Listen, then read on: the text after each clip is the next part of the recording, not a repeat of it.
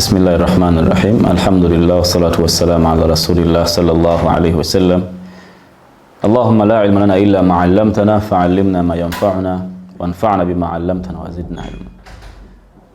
Murundi ogwagwa twayogedde ku qard contract y'okwewola ne tugamba dafu malin irfaqan kwe kuba nti owa sente munno tuziyita sente naye nga tugamba nti ne maali endala eyinza okuyingira muno ogiwaayo nga qard kwekuwa emaali omuntu mu ngeri y'okuba nti omusaasira n'okumuyambako ku bimukalubiridde mu bulamu bwe yantafiu bihi aganyirwemu mu maali gy'omuwadde wayaruddu badalahu ataakomyewo ekyenkanankana emaali gy'omuwadde bw'omuwa akakadde ka ssente n'akazza ng'akakadde ka ssente bw'omuwa mmotoka n'ajja emmotoka efaanana emmotoka eyo gy'oba omuwadde era ntugamba nti bw'obanga owamuwa emmotoka n'akomyawo emmotoka yennyini kitegeeza nti emmotoka wali togimuwoze wabula wali ogimwazise tuli ffenna anza kuba wali ogimwazise oba ng'ogimuteresezza okusinziira ku mateeka nga tunaagala mu maaso eyo kati bw'oba wakukuddiza mmotoka nga wagimuwola alina kukuddiza mmotoka egifaanana alina kukuddiza wiishi nga efaanana gye wamuwa ne modo na buli kimu tuli ffenna kakati omulundi guno twagala kutandika ku mateeka agali detailed amateeka ag'omunda agakwatagana n'ensonga eno ekisookera ddala akakwata akali wakati wa contract y'okwewola oba okuwola ne riba gye tubali tusomako emabegako tukimanyi nti min anwa'i riba mu miteeko gya riba mulimu kye bayita riba duyun riba ejjira mu mabanja ate nga tukirabye nti alqardu min ad-duyun okwewola oba looni kika mu bika byaki by'ebbanja kitegeeza nti riba awo esobola okukola ki okuyingirawo olw'okuba nti kyetwogerako nayo kiri muki mu mbeera efaananako bwetu naddala singa okugeza omuntu aba akuwola ssente n'agamba nti nkuwadde akakadde naye ojja kuddizaako emitwalo 2 ng'okakomyawo kitegeeza kali kamu 2 oba oyingidde 2 gano ye riba ekituufu kwe kuzza akakadde kamu kati zino ezeyongeddemu zezifuula contract eyo ey'okwewola eyagendereddwamu okuyamba ate okufuuka ekintu ekirala nekusuula mu kye bayita riba mu ngeri efaananako bwetyo tuli ffenna kakati eyo ensonga oba ke kakwate akali wakati wa qard contract ey'okwewola balooni ne riba gye tuli mu kusoma oba gye twayanjula mu episode eziyise ensonga ey'okubiri nga nkulu nnyo naye okuba nti tugifaako waliwo ensonga eyajjira mu hadith nabi Muhammad sallallahu alaihi wasallam yatugamba la yahillu salafun wa bay' tokkirizibwa kuba nti ogenda mu contract erimu ebintu bibiri ng'erimu okwewola n'okugula at the same time for example ekifaananyi kyayo kiri kitya okujja ojje wange nze ntunda rather nze gw'oyagala nkuwole akakadde ka ssente ne nkugamba nti ngenda kukakuwola naye nkugulizaako essimu ngenda kukakuwola naye nkugulizaako emmotoka nkugulizaako ettaka ne nkwata contract ey'okutunda n'okugula ne ngifuula condition oba akakwakkulizo gwe koolina okutuukiriza nsobole okuba nti nkuwola kati olaba nti contract esoose yakuwola terina mutawaana nga bwe twagyogedde wabula kasita ekookeddwako akantu era oyagamba nti nkuwa akakadde ojja kukazza nga bwe kali wabula ojja kukola ki ojja kugula n'essimu eno oba olina okugula n'ettaka lino kati naabanga takwongedde mu looni naye ng'atadde wakati mu contract yammwe eyo arrangement ey'ettabbu nti ogenda kumaliriza ate kino kyagguza akikukozeeko amagoba kati naabanga akwongedde ku bbanja kyekisooka ekyokubiri wadde kali akakadde kalekanga akatagenda kweyongera naye kyangu nnyo okukozesa okutunda kuno okwali mu kukakaatikako okw'essimu oba ettaka okuba nti ayongeramu akasente ke yali badde akwongera ku kakadde kali kansubire nti ekifaananyi kitegerekese bulungi njagala nnyo kitegerekeke so ekibayita salafun wa bay' oba okugatta wakati mu contract emu okugula n'okwewola nga ekimu ku byo kakwakkulizo ka kirala si kirungi era tekikkirizibwa ne hadith tujebe la yahillu tekiri halali enjogera mu mateeka g'eddiini etegeeza nti kiri haramu oba etegeeza nti kyagaanibwa, kye bayita nahyo, kyagaanibwa. Okay, kakati waliwo ensonga gye mbadde nzija nkoonako, nagikoonako luli mu episode ewedde njagadde njikooneko na wano etegereke bulungi. Bagambye osobola okuba nti ogenda kuwola muntu ssente oba ogenda kumuwola emmotoka. Abasinga obungi tetulaba nga tuwola emmotoka. Abasinga obungi tulaba nti bwe tuwola emmotoka oba ogenda kutuwa ssente, lwaki ate nkuwola emmotoka nonziriza emmotoka? Kati waliwo ekifaananyi ekikkirizibwa mu ddiini, ate njagala kukikonectinga ku riba, ekikkirizibwa mu ddiini naye nga tutera kukikola. Kizibu nnyo okusanga omuntu ng'agamba nti nkuwoze emmotoka ng'ojja kumuddiza mmotoka, aba ayagala omuweemu ssente kati ne kiba nti aguzizza. Kitegeeza ffe tetumanyi kuwola mmotoka. Kye tumanyi ng'okuwola emmotoka mu bulamu bwaffe obwa bulijjo nga mu Uganda, actually kwe kukuguza emmotoka ku bbanja. Kyokka ate ffe tugambye nti okuwa emmotoka ku looni mu sharia oba okuwa ssente ku sharia olina okuzza ekigyenkanankana, nga kitegeeza bwe nkuwa akakadde ka ssente ogenda kuzza akakadde kamu, so obupapula bwennyini bwe nnakuwa wabula obupapula obwenkanankana bwe nakola ki? Bwe nakuwa. N'emmotoka bwe mba nga ngikuwoze kye kimu. Bwe nkuwola Mercedes Benz ekika bwe kiti n'ekika bwe kiti, togenda kunzirizayo yennyini. Yo yennyini wabula ogenda kundeetera mmodo y'emu na byonna nga ng'efaanana ng'eri gye nakola ki? Gye nakuwa. Kati kye bayita okuba nti owola. Kitegeeza nti nsobola okukuwola emitayimbwa ekigenda okuzimba ennyumba, geegi yaagyo, obuwanvu bwagyo, biki byonna, naawe nga gy'ogenda okunziriza after some time. Si eyo gyennyini wabula egigifaanana, si ggwe kumpaamu ssente. Twagala kutuuka ku ki? Riba ow'amabanja muno asobola okuyingiramu. Bwe nkuwa emmotoka, tugeze Mercedes Benz, kanonye emmotoka esinga, tugeze AML something wa 320, zikira nga waliwo emmotoka efaanana kuba etyo, nengamba gingenda okuwa omwaka bwe guti.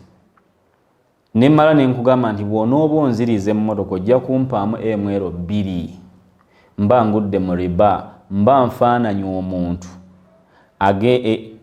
omuntu eyakuwa akakadde n'agamba ogenda kuzza obukadde bumeka? Obukadde 2. Ekyo tukitegere bulungi. Nkuwadde akakadde kamu ojja kunziriza 2 olwo nkuwoze. Nkuwadde emmotoka emu eya Mercedes Benz AML simanyi mwaka 2 something 2 tugeze 29. Bw'oba onziriza naye ojja kunziriza emmotoka 2 eza Mercedes Benz after 1 year, mu mwaka gumu nga guweddeko. Iyo yennyini ye riba. Lwaki? Kubanga nakuwa emmotoka, nkugambye okumya emmotoka 2 mu bbanja eryo. Emmotoka ey'okubiri eba riba oba ogyongeddemu riba. Era kyekimu nze okuwa ssente akakadde kamu ne nkugamba ojja kuddizaako emitwalo 2.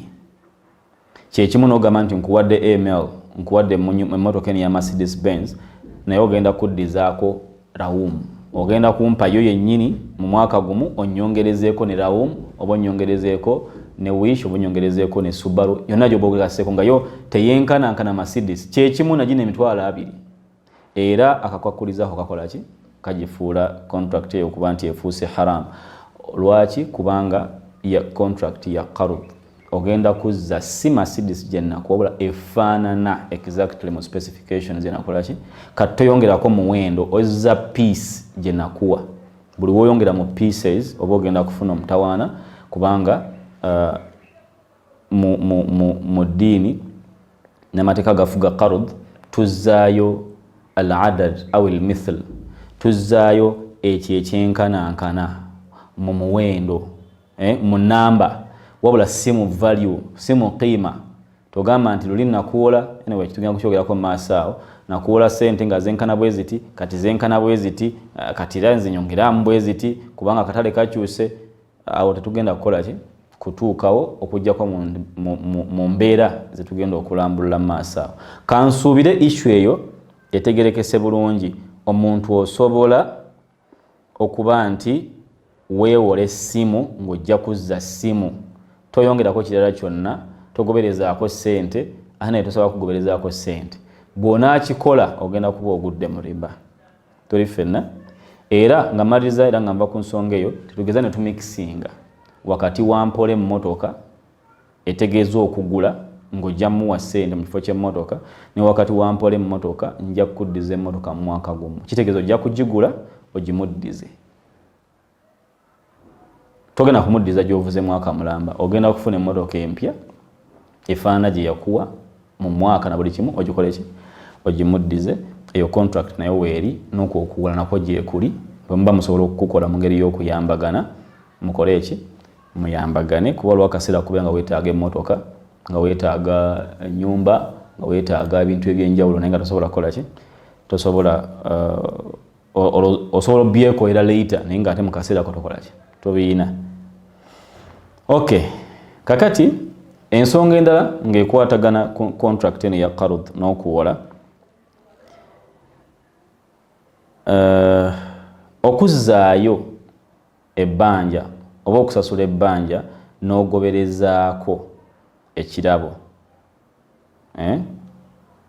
Ndowoozaako nako tukalambulule bulungi. N'ogoberezaako ekirabo oba n'ogoberezaako akasente akali extra oba akantu konna akali extra ku bbanja lye baakuwa.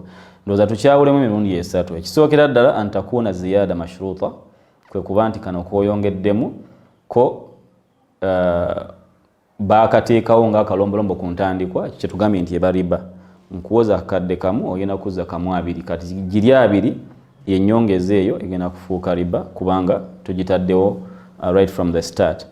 Ekifaananyi ekyokubiri antakuuna ziyaada endal wafa, waliwo omuntu bw'aba nga temwakikkaanyaako mu ntandikwa era temwakiinaako temwakyogera wamu akakadde ajja kuzza akakadde ka ssente. Naye ate ye mu kusasula akakadde nga obudde butuuse n'ayongeramu emitwalo ag'abiri. Ekyabamanyi tebakola ki? Tebakigaana era kikkirizibwa, bal mustahab.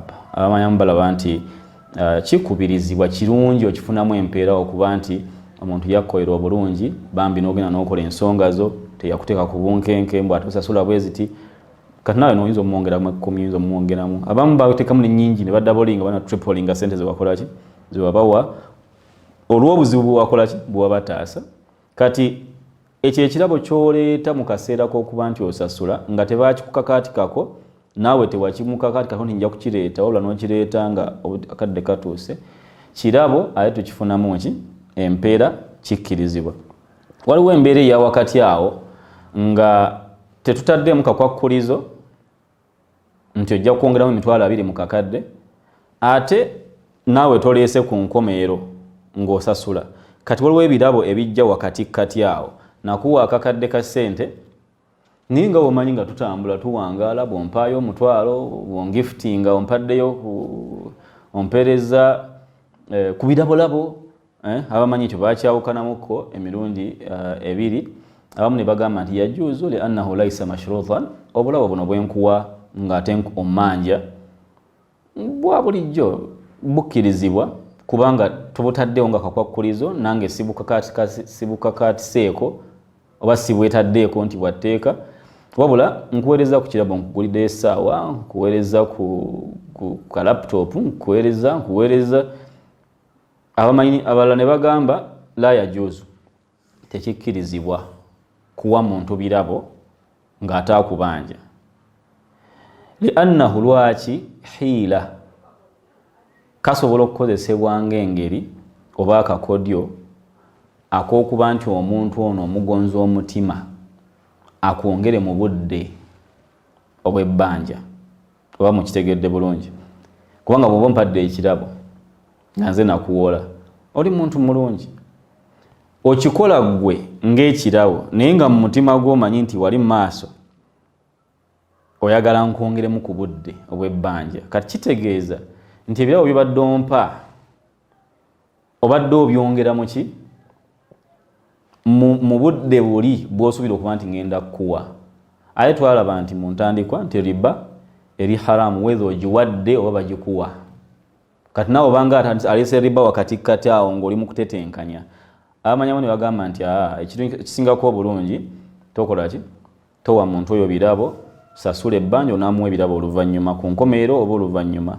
Abalala ne bagamba naye ekisinga okuba nga kituufu kwe kuba nti bwe bebadde enkolayo ng'omuntu eyakuwola mu butuufu bulijjo muwaŋŋana ebirabo. Bulijjo muwaŋŋana ebirabo bwe mugirayo mutaako autu bwe mulekera kano bwe muwayo zino nga mumanyi nti mukikola ekyo wakati wammwe kubanga relationships zaffe n'abantu zaawukana. Ne bagamba nti ekyo genda mu maaso tolina mutawaana kubanga tekifaanagana nakiri ng'omuntu tomuwa birabo bulijjo olwokuva we yakuwola ssente olina engeri gy'olimu omulungi bw'omuwa obulabolabo ekyo kyanjawulo ku kiri. Wabula ekiba nga tebadde mu nkolayo omuntu tomuwa birabo temumanyi mu mbeera yakwesanyusaamu nti mugenzeeko wano mukola biki agamba nti tekyali badde ki tekikkirizibwa olw'ensonga oba olina ky'oli mu kubala mu ngeri y'okugonza omutima gwe ate kiyinza okubatuusa mwembi ku nsonga ezitakkirizibwa. Ensonga eyo tugimaliriza. Ensonga endala gye tuyinza okwogerako mu nsonga mu contract eno ya qarud ate nga nagikoonyeeko dda naye wano kangirambulule y'ensonga bwe tuba tuzzaayo ebbanja tuzzaayo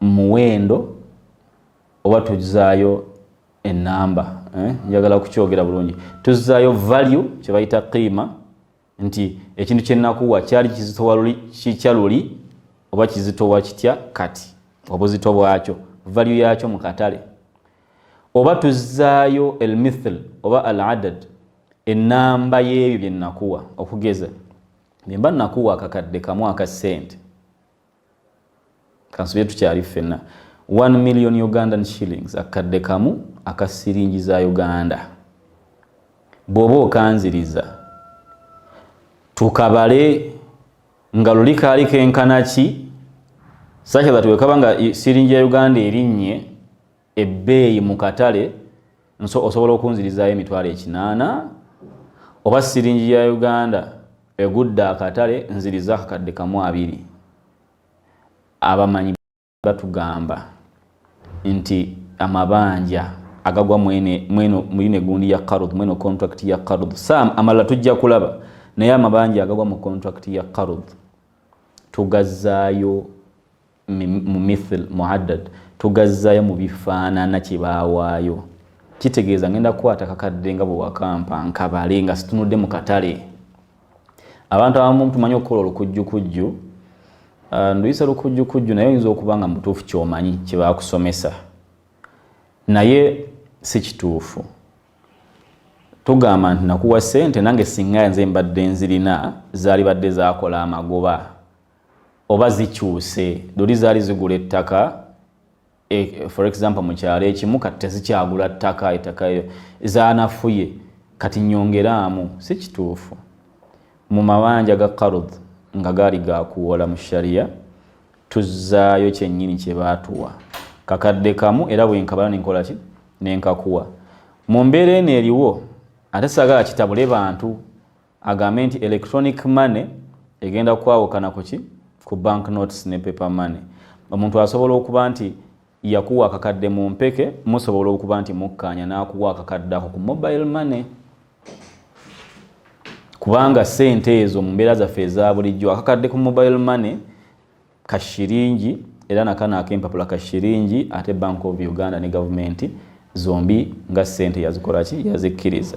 Kale ekyo kikkirizibwa togamba nti wazimpa mu kashi weereza kashi omuntu ayagala kusasula ali mu America omugamba alinnye ennyonyi oba atuma omuntu akakuleetere no tulina okuba ate nga tutegeera engula gye bitambulamu. Ekikulu kya byonna nti nga bwe bakakuwa bw'okakola ki bw'okazzaayo so omuwendo gwako tuli ffena.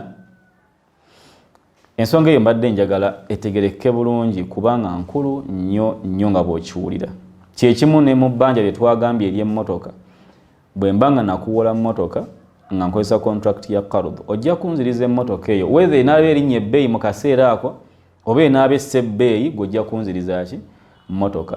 Abasinga obungi baagala nnyo ekibakolera kubanga nyongeraamu kubanga ebbeeyi ya shiringi yakoze eki yagudde naye akaseera kasobola okutuuka ng'ebbeeyi ya shiringi yagezze naawe onaasanyuka mu kifo ky'akakadde bakuwa 7 kumba tetukibayira nnyo ku sayidi yakufunamu kyokka wabula ne mu kukola ki ne mu kufiirwa kati sharia negamba nti ebbanja olizzaayo nga bebakola ki bwe balikuwa kasitali banga bbanja liri mweno form eya qard. Tuli ffenna waliwo embeera eziyinza okujja nawe nze kwatandisa okuzeebuuza nga osobola okutunuulira qiima value ya ssente for example oba ey'ekintu twogere ku ssente example okuvayo bulungi singa waguddewo recession waliwo embeera ezigwawo oba economic crisis netufuna credit crunch oba economic crisis ebyenfuna nemugenda mu katubagiro k'amaanyi nnyo for any reason oba nsonga za speculation oba nsonga za kukola zitya for any reason netufuna recession akatubagiro ka byenfuna nga kanene ddala nekakosa buli kimu nekakosa buli ssente nekakosa n'emiwendo gy'ebintu byonna nekiyitirira nga tekiri manageable abamanyi bagamba tuyinza okutunulamu oluusi luyinza okuba olutalo tusaba Allah ataase eggwanga lyaffe okuba nti ligwa mu ntalo era tujja bakubiriza buli omu atulaba abeere musaale mu kukuuma emirembe eyo gye tulabanga abatalina naye nga ate weegiri tusaba Allah atukuumire emirembe egyo okutwaliza wamu kati olutalo singa lujja ssente ziggwamu value nakuwola akadde ka ssente olutalo lwajja oluusi sometimes bakyusa n'okukyusa ki ssente president omupya najja n'agamba ziri zonna enkadde tezikyakola kati muzireete mukolebwe muti value ne zikola ki n'ekyuka abamanyi bagamba nti awo tujja kutunuulira so omuwendo nga we nagukuwa nti akakadde ku kakadde wabula value mu Luganda ndaba omuwendo era gwe muwendo omuwendo gwe byebintu bibala nga bingi naye omuwendo ye qiima ye value kati njagala muntegere bulungi tuleke kuba ntumixinga nsonga towaayo mu kakadde nga bwe kali wabula mweyize embeera ze twogedde ezo eziri exceptional abamanyi bakkiriza okuba tutunuulira value ya ssente ezo before yali yenkanawa ntugeraageranya osasulwe kubanga la darar wala dirara principle ya sharia egamba tolumya nawe tebakola ki tebakulumya wadararu yuzal ate wabawo okulumizibwa kwonna kulina okugibwawo era abamanyi batugamba mu buufu obwo nti al idiraru la yubtilu haqqa al ghair obanga okakiddwa okuba nti olina kyokozesa nga kyanga tolina ng'okikozeseza lwabukake lwabuwaze tolina kyakikoyera obadde olina issue kati nga olala olutalo luguddewo ate nze hakki yange tefiira omwo olw'okuba tukakiddwa so ekyo abamanyi bakikkiriza ensonga nga bbiri tumalirize inshallah episode eno waliwo akasonga katera okugwawo mu bakozi era nga katera okukwatagana n'ebbanja lino eryokwewola waliwo obubiina abakozi b'ekitongole ekimu bwe bayinza okuteekawo nga baziyita cash rounds.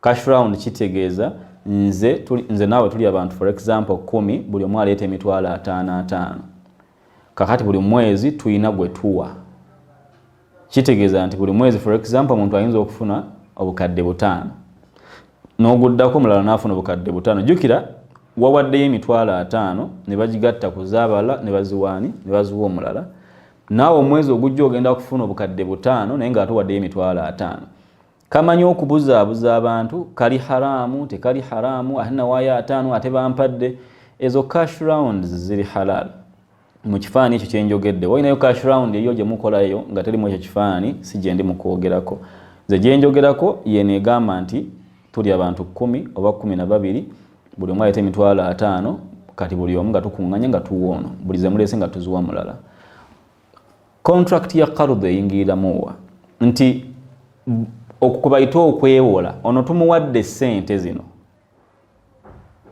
tugeze obukadde 5 omulundi gumu naye nga tukimanyi emyezi gino agenda okuggwako nga atusasudde obukadde obwo 5 naffe katukuba nga tabadulul qurud tebakiyita ompola bwe nkuwola bwe tuwola gundi bwe twewola buli omu bwawola munne naye nga tuli bakozi bawamu tukolaganira wamu tekiina mutawaana kuba mweyembeera muba muli mu kuyambagana ekyokubiri mwenna mugasibwa ekyokusatu temuli kwongeramu nti ate gundi afunye nnyingi ate gundi kakolebwa ati temuli bintu bifaanako bwe bityo tekiina nnyo mutawaana kuba nti mukigendamu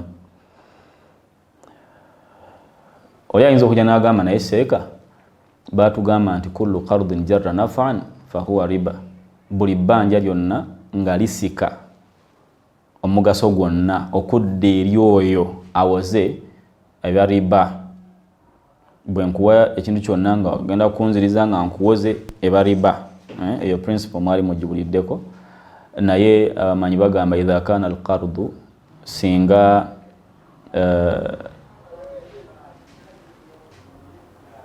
amakulu oba omuwendo oba omugaso oguvudde ku bbanja gudde eri mwembi mwenna nga bwe mukirimu, tekirina mutawaana. Yendaba ya Sheikh Islam bin Taymiyyah ne riwaya era ku Imam Ahmad bin Hanbal bati balaba nti wano kati buli omu aganyulwa, ogenda kufuna nange ngenda kufuna, kati ekiri fair, temuli kuba nti omu yekka yafuna, tuli fena.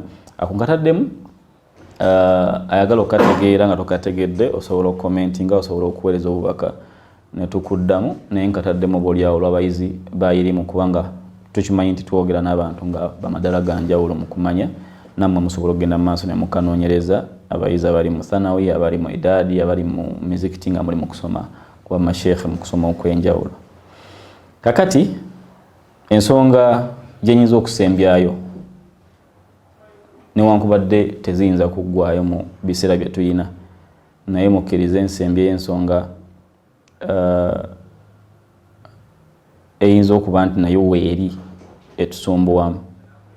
Kiramulwa kitya okwewola shillings oba nze okuwola shillings akakadde kamu naye neŋŋamba ojja kunziriza mu ddoola? Ndowooza kibaawo ekyo ne mu mbeera za bulijjo. Nze nkuwadde shiringi naye ojja kunziriza mu ddoola. Abantu bangi nkakasa mubamanyi abakikola, ye ayagala akuwe zino shiringi zoonoonya naye ye omusasule mu ddoola, kubanga ddoola for many reasons eyinza okuba nga eri stable okusinga ku shiringi. Kati ayagala kuwa ssente ozimuddize nga kakadde kewamuwa tekasobola kukola ki? Tekasobola kuyamba. Kati batera okugamba nti kasita kyekimu akakadde kali ku ssente mmeka saawa eno, nti akakadde ka Uganda kalimu tugeze $2, $3. Ojja kunziriza $3, tojja kunziriza akakadde mu shillings. Kasita tukabaze nga bye bimu. Ekyo tekikkirizibwa olw'ensonga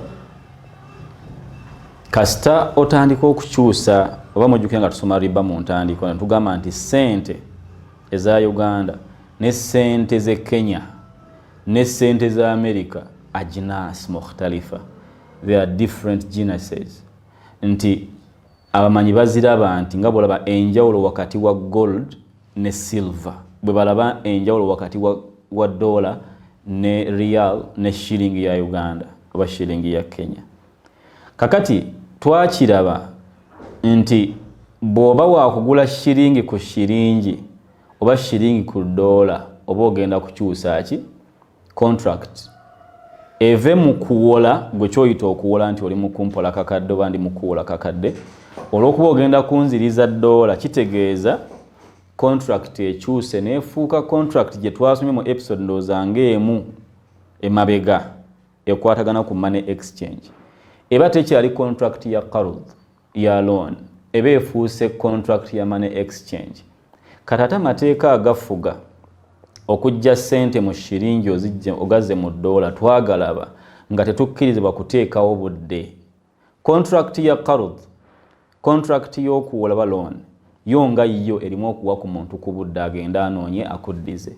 Kyokka ate contract ya ASHRAF oba contract ya money exchange yo tekkirizibwa mu sharia kuteeka mu budde. Bwe nkuwa kati akakadde ogenda kunziriza $3 nga bwe nzogedde ssaawa eno. Kati bw'ogatta qard munda mu contract ey'okukyusa ssente oba ogeze mu riba nasi'a oba otadde obudde mu contract y'okukyusa ssente ate nga sharia yatugaana, oba ndowooza tukategedde. Kakati tetukkirizibwa mu bufunze kuba nti omuntu akuwola ssente mu shiringi za Uganda ate gwe n'okola ki n'omuddiza ssente mu $, oba n'akuteekako akakwakkulizo nti ojja kunziriza mu $. Okuggyako nga temwakikkaanyaako akaseera ne katuuka nga tulina kyakkola, ezo embeera zisobola okutunulwamu. Wamuggyako akakadde n'otambula n'ogenda e Buwarabu n'ogenda mu Amerika, ssente za njawulo oyagala kuziweereza, oyagala nekikutabukako nga mutuufu z'olinawo, embeera eyo esobola okutunulwamu mu kaseera ako bw'oba ng'olina seekawo, naye mbadde saagala kyo mukitwale kati wabula mujja kukibuuza nga Allah akoze eki abageredde. Otherwise genda ozivungise muddize okujjako olw'embeera nga ate ogenda okuzivungisa ate loosa genda kuba nnene ate simanyi biki sharia esobola okubaako details zeetunuulira singa tufunye waqi'atu ain nga tuyinawo akasonga oba ensonga emanyikiddwa gye tuli mu kukola ki mu kudiiringa nayo. But as a general principle omusiraamu abeewo ng'akimanyi nti bwe nkuwola $, onziriza $, ate bwe nkuwola $300 onziriza $300. Tongamba nti $1 yali nnyo bayasse nga bwe tugambye before. Bwe nkuwa shilling onziriza ki? Onziriza shilling eza Uganda, ate ompa shilling za Kenya olw'okwewala okuba nti tugwa mu riba oyo olw'okuba nti contract eba yakyuse dda. Bw'owaayo shilling ne bakuwa $, bagenda mu contract ya money exchange. Ate tetugenda kugatta money exchange muki mu qarud olw'ensonga qarud loan nga loan etegeeza kuwa muntu budde kyokka ate wano baatugaana okuwa oba okuteeka obudde wakati waagula n'akola ki n'atunda. Tusaba Allah tabaraka wa ta'ala tetuyinza kubimalayo, tetuyinza kuba nga tubyogedde 100 ku 100, tetuyinza kuba nti tusobezza. Atusonyiwe ebiyitidde nammwe basaasire muwulirize mu bisinga okuba nga birungi mugoberere ebyo. Comment gye nsemberayo ddala ensonga ze twogerako tugezaako okuzifunza n'okuzigonza nga bwe tusobola, naye tukakasa nti kisobola nakyo okutulema olw'okuba nti si nnyangu. However ate tetumazeeyo byonna. Kati osobola ogenda mu maaso n'osoma kuba wali mu mpolampola, oyinza okujjamu n'ebibuuzo n'obubuuza bamaseeka ogende tolekera okusoma. Tuleeta ekigambo kimu bibiri tuleeta nyonjawukana z'abamanyi mu nsonga ezimu olw'okuba nti twagala ozimbe foundation mwogenda okuyita okutegeera Islamic commercial law, amateeka ga sharia agafuga ebya business n'enkolagana zaffe ng'abantu mu byaki mu by'obusuubuzi ne ssente. Tusaba Allah tabaraka wa ta'ala akkirize omulimu guno gwe tukoze ogw'okusomesa nammwe akkirize omulimu gwammwe ogw'okuba nti mututobudde ne mulaba ate atusaasire. Tegeeza banno basharingire musome mpolampola. هذا وصلى اللهم على سيدنا محمد وعلى آله وصحبه وسلم والحمد لله رب العالمين والسلام عليكم ورحمة الله وبركاته.